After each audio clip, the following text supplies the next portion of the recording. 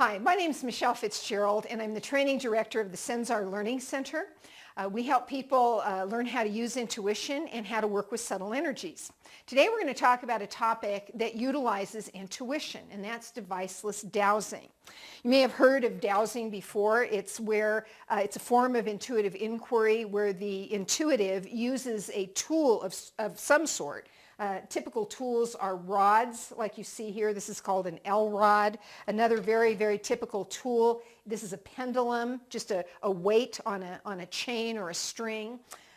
Typically, you'll see people who are doing dowsing, they'll be making intuitive inquiries, just like a clairvoyant would be doing, or someone with clairaudience skills would be doing. The clairvoyant is getting pictures, the clairaudient is getting sounds. The dowser is going to get neuromuscular signals through the body that are going to direct the device, the readout device, like the rod, to move in a certain way depending on whether the answer is yes or no. So for example, with me, if I'm using a dowsing rod, if I ask an intuitive question and the answer is yes, my rod will move this way. If the answer is no, my rod will move that way. You can get a more detailed dowsing lesson for free on my website, and there are some good videos there. I think there's some good videos up on YouTube actually that I've done that are on using things like L rods, how to work with tools like that. But tools like that can be very cumbersome. If you're in a health food store, you're trying to determine out of a row of homeopathic remedies which remedy might be the best, and you need to be getting intuitive input. But gosh, to whip out a dowsing rod, you look kind of goofy. If you live in Sedona, Arizona, they won't think you're goofy.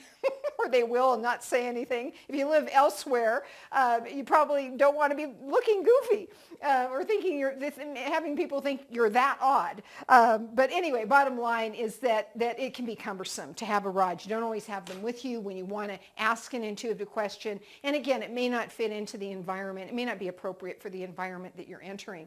So what do? You do deviceless dowsing, but it's not really deviceless at all. Deviceless dowsing simply means we're not going to use mechanical tools. We're going to actually use the body itself.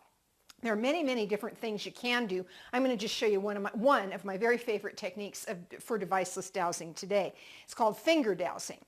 All I'm going to do is very much like you'd program yourself to get readouts with a pendulum or rod. You're going to program your body to give you certain readouts with the body itself. So to start, again, this is called finger dowsing. Very simple. You're going to just make a little O with your finger like this.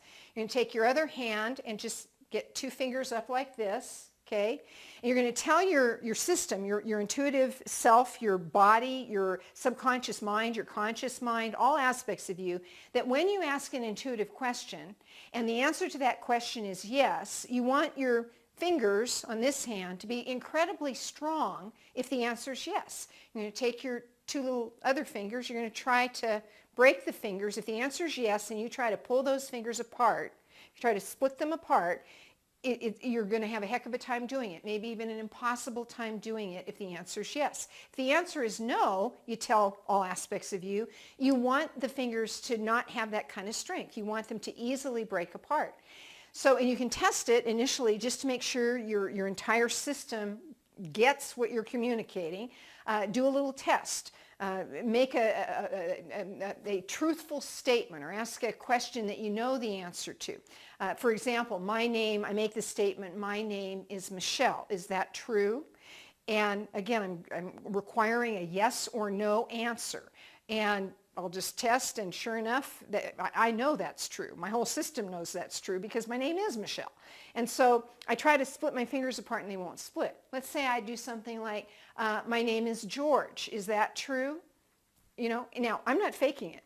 I cannot hold my fingers together. I might be able to do it, but if I press hard enough, I won't be able to do it.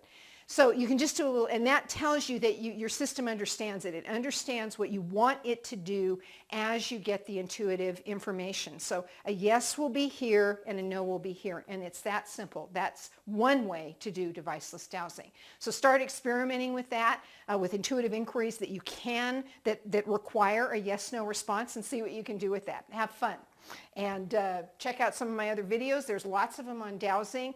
It's great. It's an absolutely great intuitive skill. Talk to you next time.